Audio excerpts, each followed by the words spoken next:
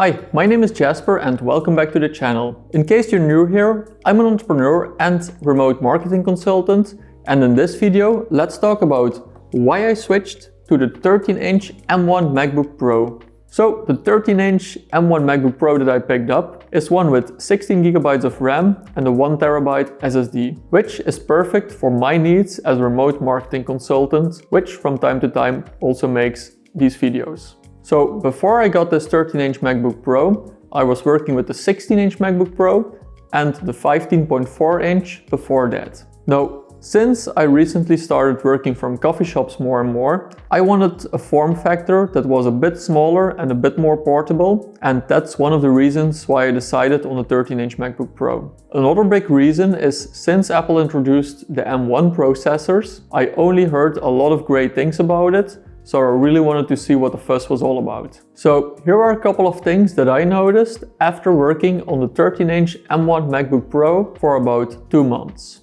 First of all, the performance of this device is pretty incredible. The M1 processor really lives up to the hype. Besides using it for all the day-to-day things like using internet-based apps like for example Asana, I also used it for more processor-heavy, more graphics-heavy tasks as well, like for example Photoshop and Premiere Pro, also for editing 4K video, and the M1 processor can keep up perfectly for these tasks. So I am really pleasantly surprised about the performance that this device has, especially with the combination of the battery life that this device offers. Even when I'm using this MacBook for an entire day while I'm working at a coffee shop, for example, I will come home with more than 50% left on the battery. This is something that has never happened to me before with either the 16-inch MacBook Pro or the 15.4-inch MacBook Pro, which both have bigger batteries, by the way. Also, I chose the MacBook Pro over the MacBook Air because it has a cooling system, but so far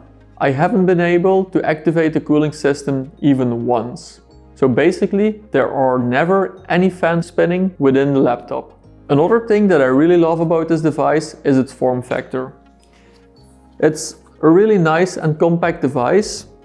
It's easy to carry with you, even if you don't have a backpack with you, for example. I also use a Bellroy sleeve to put it in. Let me quickly show you. So I have this sleeve from Bellroy, which is something that I bought to use with my iPad at first, because I have a 4-inch iPad. But it's also perfect to carry the MacBook around, and this alone makes it very easy to carry it with you. It's very portable. I feel it's easier to just quickly sit down somewhere, being it at a restaurant or a cafe, and just open your laptop and quickly get some work out of the way. It feels way less intrusive than the 15-inch or 16-inch MacBook Pros, so that's something that I really like about this device.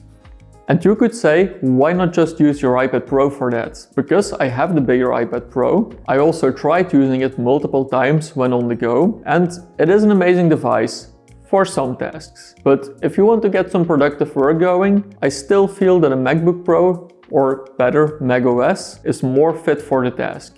I really would love to see iPadOS at a level where it is as productive as macOS, and I would use my iPad way more often in that case, but as of today, this is still not the case. Also, the weight difference in comparison to the 16-inch MacBook Pro is definitely noticeable. The 13-inch MacBook Pro is a lot lighter than the 16-inch MacBook Pro. This is something that you definitely will notice if you just carry it with you like I just showed you, but even if you have it in a backpack. Now, for some of the downsides that I experienced since switching from the 16-inch MacBook Pro to the 13-inch MacBook Pro. I think one of the biggest things that I noticed so far is the smaller size of the trackpad. By any measures, if you look at the entire laptop market, it's still a pretty big trackpad, but if you are used to the trackpad on a 16-inch MacBook Pro, you will definitely notice that this one is a bit smaller.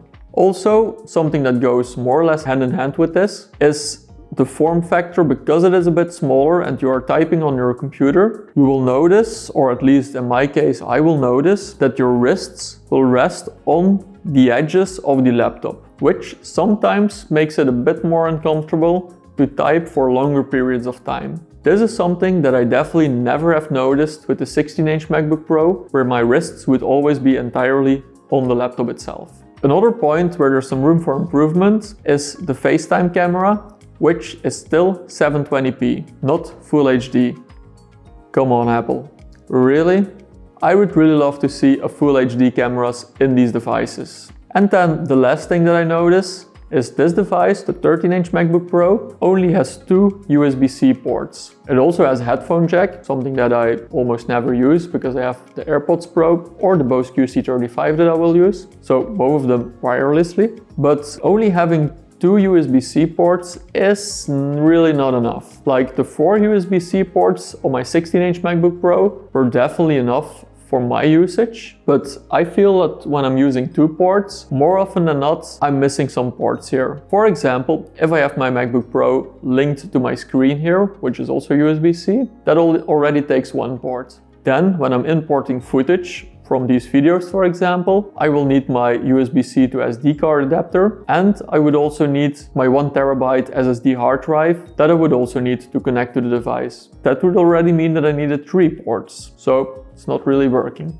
Another downside, something to my specific use case here, is I have the habit of having my MacBook left of my bigger screen here, and the ports on the 13-inch MacBook Pro are both on the left side. So my cable is a bit short to plug it in on the left side, so right now I am not really able to have my MacBook to the left side of my screen, plug it in at the same time and have it open. So I'm using it in shell mode most of the time when I'm working on this screen now, and when I need a webcam for a Zoom meeting, for example, most of the time I use this camera, which is also nice, especially for the people at the other side. Now, do I miss the larger screen? I mean, sometimes I do miss a bit of screen real estate, but more often than not, I really have enough with the 13-inch MacBook Pro. This probably has also something to do with the fact that I have the higher screen resolution set in my settings, which gives me a bit more room on my display as well. And then, last but not least, the keyboard. The keyboard on this device is even better than the one in the 16-inch MacBook Pro. The one in the 16-inch was already improved over the previous one, because as we probably all know, Apple hit a bit of a rough patch with their keyboards, especially in the MacBooks. But I feel that for the 13-inch MacBook Pro and the keyboard in there, they really nailed it. It's perfect to type on, it feels really nice, even for longer typing sessions. So I really love the keyboard in this device. It also has a touch bar, something that I don't use quite often, but it's a really nice keyboard to use. Now, are you debating switching from a 16-inch MacBook Pro to a 13-inch MacBook Pro? Or maybe the other way around? What is some of the reasoning that you have for making the switch? Or maybe if you made the switch already, what are your experiences? I would love to hear about it, and I'm pretty sure the community would as well. So let us know in the comments below. Don't forget to like this video, subscribe to my channel, and I will see you in the next one. Bye!